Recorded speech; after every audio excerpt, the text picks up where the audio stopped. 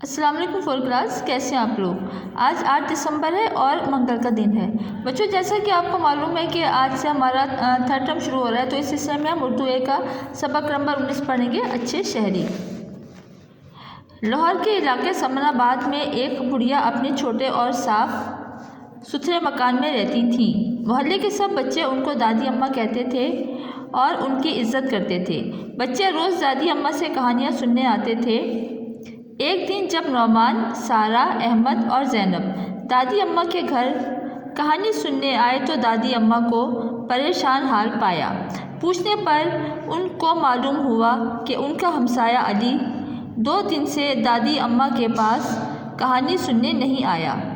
کچھ دیر پہلے جب دادی کی ملاقات علی کی امی سے ہوئی تو انہوں نے بتایا کہ ان کے گھر کے باہر کوڑے کا ڈھیر لگا ہوا ہے، جس کی وجہ سے لوگ بیمار ہو رہے ہیں اور علی بھی اسی وجہ سے بیمار ہو گیا ہے۔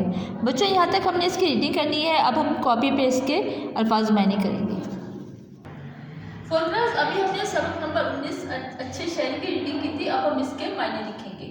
سوال نمبر 1 ہے الفاظ کے معنی لکھیں۔ پہلے آپ نے سوال لکھنا ہے، پھر کاپی کے سینٹر میں لائن لگانی ہے، ایک طرف الفاظ، دوسری طرف معنی۔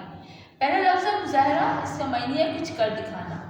منہ بسورنا، برا بنانا۔ ماحول، آس پاس کا علاقہ۔ تیمارداری، بیمار کا حال پوچھنا۔ ہمسایہ، پڑوسی۔ بچوں، یہ کام آپ نے کاپی پہ کرنا ہے اور اس کو اچھی طرح سے یاد بھی کرنا ہے۔